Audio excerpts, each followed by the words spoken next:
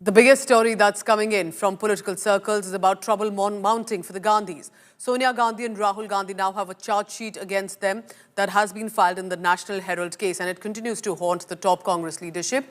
The ED has filed the first charge sheet here, and also political legal heat is escalating. Filed in Delhi's Rouse Avenue court, the charge sheet names Congress MP Rahul Gandhi, former party president Sonia Gandhi, who is presently Rajya Sabha MP, Congress Overseas Chief Sam Pitroda, among others. What are the charges? The ED has accused the Gandhis of money laundering, tax evasion, financial irregularities in the alleged misuse of funds linked to the National Herald and Associated Journals Limited. Now, the BJP, looking at this, has clearly jumped on it with a scathing attack saying Gandhis have been the most corrupt in the world and questioning why do they fear the investigation against them. But the Congress has also hit back. The Congress party leaders are saying the entire case is a political vendetta aimed at targeting Sonia and Rahul Gandhi. Listen in to the complainant and what other party leaders are saying. I believe this is a much needed step, much awaited step by the agencies, and it's a clear-cut case of money laundering, corruption, criminal breach of trust, criminal misappropriation of property, even by public servants. So this is a very nice step which the agencies have taken, much needed in this case. Cognizance was taken back in 2014 and travelled up to the Supreme Court. Supreme Court also refused to quash it on the original complaint, which was filed by Dr. Subramaniam Swamy. So I believe this is a very correct step, and Satyamev Jayate on this.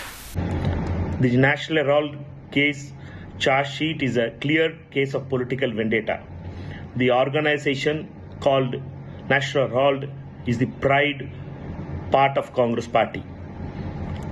Our leader of opposition, Rahul Gandhi ji, is fighting against this government and Modi, Amit Shah's misrule. Because of that, they had tried to silence him and they disqualified him in a false case and vacated his house also. Now again they are trying to do this thing through this case, and we will fight it. एक fake case है जिसमें कोई भी तथ्य नहीं है, निराधार है, और अंततोगत्वा इसमें कोर्ट्स ये स्पष्ट करेंगे। अभी सिर्फ एक कानूनी प्रक्रिया चल रही है और इसको एक राजनीतिक प्रतिशोध की भावना से किया जा रहा है, जो दर्शाया जा रहा है। निश्चित तौर से ये उनको परेशान करने के लिए, प्रताड़ित करने के लिए ऐसी कार्रवाई की जा रही है। पर निश्चित मैं इतना कहना चाहूंगा कि हमारे कांग्रेस का एक कार्यकर्ता पूरी ताकत के साथ, पूरी मजबूती के साथ राहुल गांधी के बब्बर शेर लड़ने के लिए तैयार हैं, और निश्चित तौर से हम सब लोग सरकार से दो हाथ करने के लिए तैयार हैं। मैं कहना चाहूंगा आदरणीय मोदी जी से, आदरणीय गृह मंत्री अमित शाह जी से, कि आप जिस तरीके की साजिश कर रहे हैं, ये साजिश आपकी कामयाब नहीं होगी। कांग्रेस का एक बब्बर शेर लड़ने के लिए तैयार है। हम सब लोग पूरी ताकत के साथ अपने नेता आदरणीय सोनिया जी और आदरणीय राहुल जी के साथ खड़े हैं, और हम सरकार की चूड़े हिला देंगे। अब की बार एक महत्वपूर्ण बिहार का चुनाव आ रहा है और सरकार के खिलाफ एक बहुत जबरदस्त वातावरण तैयार हो रहा है, तो कुछ न कुछ तो इस तरह की कार्रवाई अपेक्षित थी। देखिए, ईडी का जो नेशनल हेराल्ड का मामला है, करीब करीब 10-12 साल से प्रलंबित है। सीबीआई का केस इसके ऊपर अलग से चल रहा है, और अब 10-12 साल के बाद ईडी फिर जग गई है, या उनको जगाया गया है, या उनको आदेश दिए गए कि आप चलिए पीछे लगिए, कांग्रेस पार्टी की जो बहुत आला नेतृत्व है उनके पीछे लग जाइए। तो अब सारा ध्यान बटाने की बात हो रही है। Penny has exchanged hands. No transfer of property has happened. There can be no commercial use of any property. The reality is that none of these people can even get dividends. It's a not-for-profit Section 25 company. The reality is this is pure and cheap political vendetta, and we will face it in the courts. सबके ऊपर ED और CBI का तलाश हो रहे हैं, case कर रहे हैं। ये तो बहुत दिनों से चल रहे हैं, इससे कोई परवाह नहीं है। हम लोग इस सरकार के खिलाफ हमारी लड़ाई लड़ेंगे। हमारे नेता लोगों के ऊपर, सोनिया गांधी और राहुल गांधी के ऊपर भी ये लोग केस डाल रहे हैं। सो लोगों को पता है क्या है इसमें, कितने दिन ये चलेगा। देखिए, आप भारत के लोगों को, आम नागरिकों को इसके बारे में जानते हैं क्या कर रहे हैं। इस चीज़ से हमको कोई परवाह नहीं है, हम इसके खिलाफ लड़ाई लड़ेंगे। कानून के अनुसार ये संस्थाएं काम करती हैं। संस्थाएं जो हैं वो स्वतंत्र हैं, उन पर सरकार कोई ना तो दबाव डालती है, ना सरकार से कोई सीधे तौर पर कोई उससे वो निर्देश लेते हैं।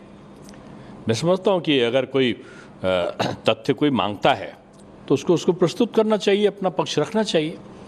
इसमें इसको पॉलिटिकल मोटिवेटेड कहना ये मैं ठीक नहीं मानता हूँ। और मैं समझता हूँ कि जांच एजेंसियाँ जो है अपने काम हमेशा करती रही हैं। कांग्रेस का समय था तब भी किया, बहुत सारी जगह पर उन्होंने किया।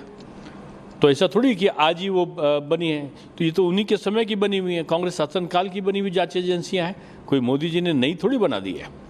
कांग्रेस के पदाधिकारियों और कार्यकर्ताओं की ही आस्था उनके इस जो दावे है कि स्वतंत्रता संग्राम सेनानी और कांग्रेस का भावनात्मक लगाव था, ये भावनात्मक लगाव कितना यथार्थ था ये इसका प्रमाण दे रहा है, या फिर लगाव उसकी संपत्ति से था ना कि उसकी भावना से।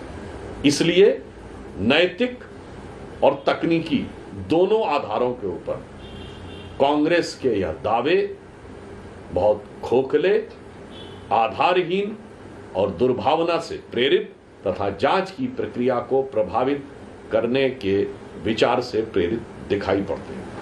कानून के अनुसार ये संस्थाएं काम करती हैं।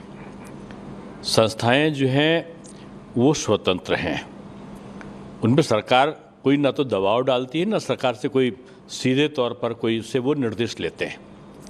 मैं समझता हूँ कि अगर कोई तथ्य कोई